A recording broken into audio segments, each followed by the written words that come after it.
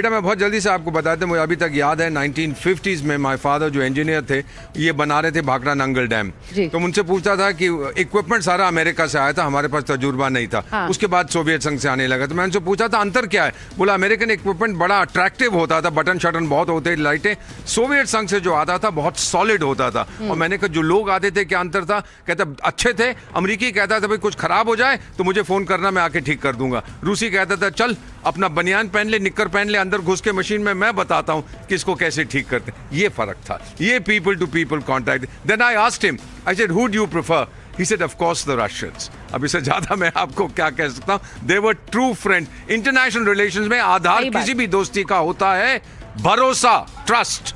रूस ने कभी कुछ नहीं किया कि हमें नुकसान हो, हमें कुछ नहीं किया कि रूस को नुकसान हो। और यही ये जो बात आपने कही है ये दोनों ही देशों के जो राष्ट्रीय अध्यक्ष भी समझते हैं, लोग भी समझते हैं। यही वजह है कि जब अभी पुतिन आ रहे हैं तो उनके आने से पहले एक जाहिर है एक एक्साइटमेंट है, और उस एक्साइटमेंट के साथ साथ जो डील्स होने वाली हैं। अब भारत रूस में जो नौकरियां एक तरह से भारतीयों को देने की बात, वहां H1B वीजा को लेकर किस तरह का तनाव हुआ अमेरिका के साथ, हमने वो देखा है।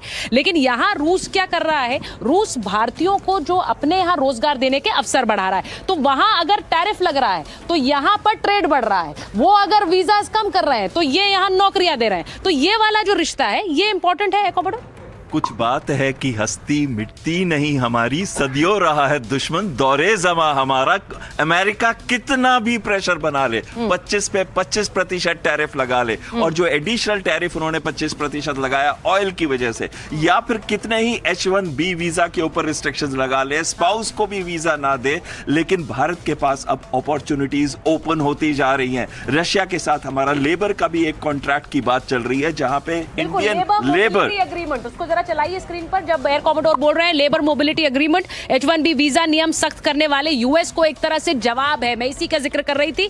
रूस ने भारतीय वर्कर्स के लिए दरवाजे खोले हैं। रूस में वर्क वीजा की प्रक्रिया अब और ज्यादा तेज होगी। रूस से 40 से 50 लाख कामगारों की कमी है वहां पर, और रूस में वेतन भारत के मुकाबले और बेहतर होगा। तो ये लोगों के लिए रोजगार के अवसर भी लेकर आ रहे हैं। Air commodore please. बिल्कुल, रोजगार के ये अवसर लेके, और इस बार जो बातचीत हो रही है कि उनको ड्राफ्ट नहीं किया जाएगा मिलिट्री के अंदर, जैसे कि कुछ बातें आई थी कि हमारे 36 के करीब अभी भी वहां बचे हुए थे, तो वो वाली बात के ऊपर बहुत क्लैरिटी मिल गई है। अब तो सिर्फ ये होगा कि हम किस तरीके से उनको स्किल फैक्टर दें। आज जो इस युद्ध के अंदर उनके रशिया के कई लोग यूथ मारे गए और कईयों को ड्राफ्ट किया गया, उनके पास आज बहुत बड़ी कमी है स्किल्ड लेबर की, स्किल्ड यूथ की, और स्किल का वो इंडस्ट्रियलाइज। बिकॉज रशिया के जो उनकी मैन्युफैक्चरिंग कैपेबिलिटी है वो बहुत ही अच्छी है और बहुत ही एडवांस्ड है। उस कैपेबिलिटी के अंदर उनको स्किल्ड वर्कर्स की जरूरत है, और इससे बेहतर क्या हो सकता है कि 51% of the youth in India आज 25 या 25 साल से नीचे के हैं। यानी कि भारत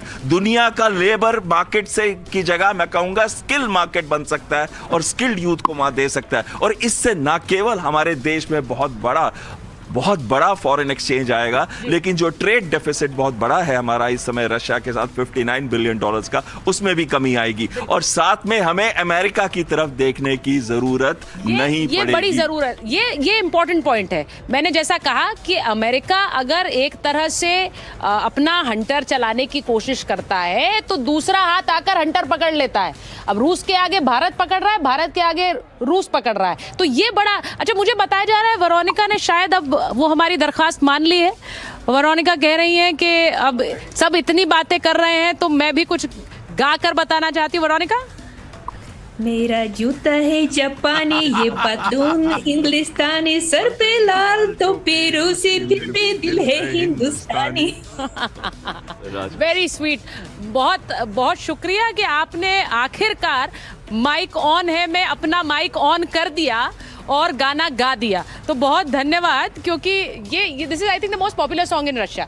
एक ये वाला बहुत पॉपुलर था, और एक दूसरा मिथुन चक्रवर्ती का होता था, ये गोरों की ना कालों की ये दुनिया है दिल वालों की। बहुत बार मैंने वहां पे सुना था। अच्छा, सिर्फ एक चीज कहना चाहता हूँ, हम ह्यूमन रिसोर्स मोबिलिटी की बात कर रहे थे, जो कमी है रूस में। मैम एक चीज पे ध्यान रखिएगा, और ये मैं स्पष्ट रूप से कह रहा हूँ, माफी चाहता हूँ कोई नाराज हो जाए, किसी इस्लामिक देश से लेबर नहीं ले रहे, चीन से लेबर नहीं ले रहे, सिर्फ भारत से ले रहे हैं। क्यों? क्योंकि भरोसा करते हैं। हमारे लोग इंटरफेयर नहीं करेंगे बात है लोकल ये। पॉलिटिक्स हाँ। में। They want India, the whole world wants India. Trump साहब गलती कर बैठे, उस बात का एहसास हो रहा है हल्के। और ट्रम्प साहब, अगर आप सुन रहे हैं, एक चीज मैं और कहता हूं, आपने हम पे प्रतिबंध लगाए, हमारे लेटेस्ट ग्रोथ फिगर्स देख लीजिए, we might go into double figures. Sir thank you very much, थोड़े और लगा दीजिए, हम और तेजी से बढ़ेंगे आगे। अच्छा ओल्गा, आप जब रूस में आप लोग इतने जब बड़े हो रहे थे तो आपने रिश्ता देखा होगा भारत के साथ, अलग अलग देशों के साथ रूस के कैसे रिश्ते रहे और भारत के साथ कैसे रहे। भारत के साथ जो रिश्ता है उस पर आप लोग कभी चर्चा करते थे, बात करते थे? नहीं करते थे। हाँ करते थे, इसीलिए तो आप आई यहाँ। इसलिए आए।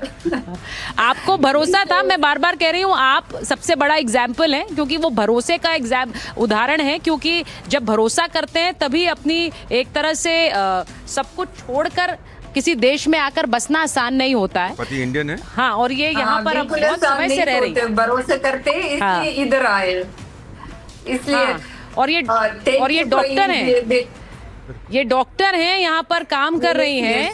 और सोचिए, नहीं ये रिश्ता जो है आपका, सिर्फ यहाँ आकर आपने एक परिवार बसाया उतना नहीं है आपका, तो अब एक रिश्ता है वो सीधे मेडिसिन से जुड़ा हुआ रिश्ता भी है। तो एक डॉक्टर मरीज का रिश्ता, लोगों को ठीक करने का रिश्ता है। मैं एक चीज बताना भी चाह रही हूँ इस सब के बीच कि थोड़े घंटे बाद रूसी राष्ट्रपति पहुंचेंगे, लेकिन उनको लेकर, उनकी सिक्योरिटी को लेकर, मेजर जनरल मैं आपके पास आऊँ और मेजर जनरल मेस्टन के पास जाऊँ।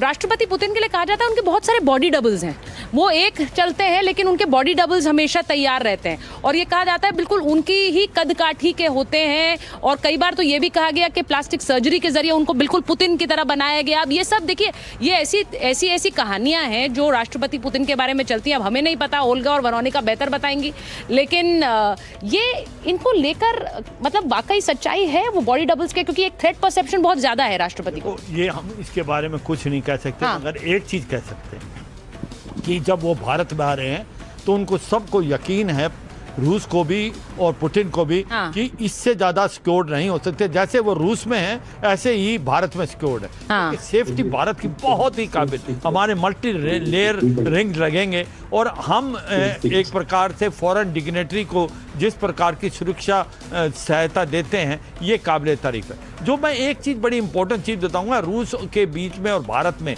जो बार बार करें क्यों है कि आज वर्ल्ड इस रशिया और भारत की जो दोस्ती, जो पुतिन और मोदी का मिलना इतना इंपॉर्टेंट क्यों है? देखो इंपॉर्टेंट इसलिए है कि ये टाइम टेस्टेड दोस्ती है, ये स्टेबल दोस्ती है और ये सच्चाई है। आज पुतिन अकेले पड़ गए, उनको शी जिनपिंग से कुछ नहीं फायदा।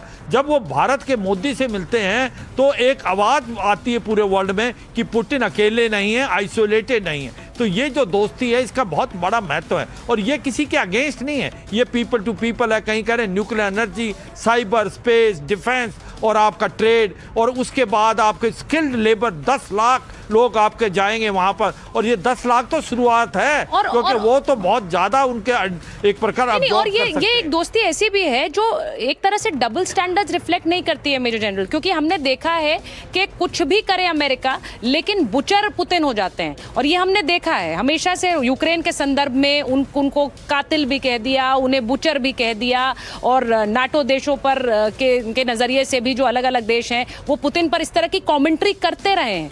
लेकिन भारत ने कभी उस तरह की भाषा का इस्तेमाल रूसी राष्ट्रपति के लिए किया नहीं है। ये एक तस्वीर भी देख रहे हैं हम, ये हमें याद है एससीओ बैठक की थी जब प्रधानमंत्री बैठे थे उस गाड़ी में पुतिन के साथ, जो जिस गाड़ी के बारे में बताया। कुछ इसी तरह की तस्वीर फिर से देखने को मिलेगी मेजर जनरल? बिल्कुल देखने को मिलेगी। और खासकर जो आपने ये पॉइंट उठाया है, देखिए भारत और रूस के बीच में जो रिश्ते रहे हैं इस पे कोई शर्तें नहीं रही हैं, कोई टर्म्स ऑफ रेफरेंस या कंडीशंस नहीं रही हैं। आप अमेरिका के साथ देखिए, कुछ भी हम लेते हैं, ये GF404 इंजन कितना डिले किया, नई टाइम पे दिया, ट्रांसफर ऑफ टेक्नोलॉजी नहीं देते हैं, फिर कहीं बोलते हैं 70% देंगे। आप रूस के साथ देखिए, ब्रह्मोस के देखिए, या सुकोई के साथ देख लिए, Su-30 का हम जॉइंट प्रोडक्शन कर रहे हैं, ब्रह्मोस के लिए कर रहे हैं। अभी ये पेंसी डील हमने साइन कर दी ऑलमोस्ट, उसकी प्रोडक्शन शुरू हो जाएगी। तो कोई शर्तें नहीं है, वही होती है टाइम टेस्टेड फ्रेंडशिप। तो कहने का मतलब है, और ये जो दूसरा, ये लड़ाई किसकी है? ये जो प्रेसिडेंट पुतिन के खिलाफ ये ऐसी गंदी भाषा इस्तेमाल करते हैं वेस्ट और प्रेसिडेंट ट्रम्प, एग्जैक्टली देखिए ये लड़ाई तो उनकी है, हमारे तो है नहीं। हमारे ऊपर ये क्यों वॉर करना चाहते हैं ट्रेड और टैरिफ्स का? और लड़ाई इसलिए है क्योंकि आज हकीकत ये है, लेकिन उनके दबाव में यूरोपियन देश भी उसी तरह की भाषा का इस्तेमाल करते हैं। बिल्कुल। और ये देखिए आज हकीकत ये है, सिप्री का जो लेटेस्ट अभी रिपोर्ट आई है, वर्ल्ड में जो अभी ये चल रहा है trade arms export 684 billion dollars का है, जिसमें ऑलमोस्ट 50% अमेरिका एक्सपोर्ट करता है पूरे विश्व में। आप ये देख लिए 334 बिलियन डॉलर्स, उसके बाद चाइना है और इंडिया तो 1.1% है। तो कहने का मतलब है ये लड़ाइयाँ भी ना कौन कराता है, ये स्टेज मैनेज की जाती हैं। अमेरिका का इसमें इंटरेस्ट है क्योंकि इसमें आर्म्स डील होती है। ये देखिए आज लड़ाई भी एक बिजनेस बन गया है। तो ये यूक्रेन को इन्होंने अनफॉर्चुनेटली एक बलि का बकरा बना के रखा हुआ है और इसीलिए वो लड़ाई भी अब खत्म नहीं हो रही है। क्योंकि आज यूरोप ने कभी, प्राइम मिनिस्टर ने क्या बोला, डायलॉग डिप्लोमेसी, यूरोप ने आज तक कभी प्रस्ताव किया डायलॉग और डिप्लोमेसी का प्रेसिडेंट पुतिन के साथ? जवाब है नहीं। तो कहने का मतलब वो चाहते हैं कि लड़ाई चलती रहे। बहुत से लोग ये कहते हैं और मैं ये कहना चाहूंगी, बहुत से ट्रम्प की कोशिश ये रही कि यूक्रेन रशिया वॉर को सुलझा दिया जाए, वो एक क्रेडिट एक मेडल वो पहन पाए, लेकिन बहुत से लोग ये मानते हैं कि अगर ये कोई करा सकता है तो वो भारत है। बिल्कुल सही कह रहे हैं आप, अगर कोई भी करा सकता है, क्योंकि भारत हमेशा से स्ट्रेटेजिक ऑटोनॉमी के ही प्रिंसिपल फॉलो करता है। सबको मालूम है कि भारत न्यूट्रल है और भारत सबके साथ है और भारत ने हमेशा कहा है कि ये युग युद्ध का युग नहीं है। और इसके बारे में जो सबसे बड़ी बात आती है कि भारत के ऊपर ना केवल पुतिन, यहां तक कि इवन ज़ेलेंस्की को भी ये विश्वास है कि अगर भारत उसके अंदर इन्वॉल्व होता है तो चाहे अगर कल बात आती है कि कोई वहां पे इंटरनेशनल स्टेबलाइजेशन फोर्स वहां पे रखी जाए, तो सबसे बड़ा कॉन्फिडेंस फैक्टर पुतिन के लिए होगा अगर वो भारत की फौज होगी। और दूसरी बात आ जाती है कि कोई भी यूरोप का देश है वो नहीं चाहता ये युद्ध रुके, they want to fight till last Ukrainian. और कौन चाहता है युद्ध रुके? इवन ज़ेलेंस्की भी नहीं चाहता, क्योंकि उसको मालूम है कि जिस दिन ये युद्ध रुक गया उसके बाद उनके ऊपर करप्शन के केसेस लग जाएंगे और उनको शायद अपना देश छोड़ के भागना पड़ेगा। लेकिन अमेरिका का डबल है, जब ट्रंप चाहते हैं कि वो अपना पीस का प्राइज जीते, लेकिन साथ में उनका जो मिलिट्री इंडस्ट्रियल कॉम्प्लेक्स वो इतना स्ट्रॉन्ग इफेक्ट करता है। अगर कोई भी वहां जूस के सिवाय है तो वो मिलिट्री इंडस्ट्रियल कॉम्प्लेक्स है, यानी कि वो अगर यहां पे युद्ध रुक गया तो वो कहीं ना कहीं युद्ध को शुरू करवा देंगे। अगर वो नहीं शुरू कराएंगे तो ट्रंप का पार में रहना बहुत मुश्किल हो जाता है। ये बहुत आपने महत्वपूर्ण बात कही है एयर कॉमोडोर, क्योंकि जैसा मैंने कहा, अभी पूर्णिमा जी बता रही थी कि अमेरिका में बहुत ज्यादा चर्चा नहीं करने जाते हैं। मैं लिख के दे सकती हूँ कि कोई ना कोई पत्रकार डोनाल्ड ट्रंप से जरूर पूछेगा, Putin and Modi are meeting, what are your thoughts, वो जरूर इस पर कुछ कमेंट करेंगे, क्योंकि पत्रकार हम लोगों का काम होता है सवाल पूछना। और सिर्फ डोनाल्ड ट्रंप नहीं, अलग अलग देशों के राष्ट्रीय अध्यक्ष, वहां की सरकारें इस मुलाकात को बहुत करीब से देख रही हैं, क्योंकि वो जानती हैं कि ये मुलाकात ऐसी है जो वर्ल्ड ऑर्डर बदलने वाली मुलाकात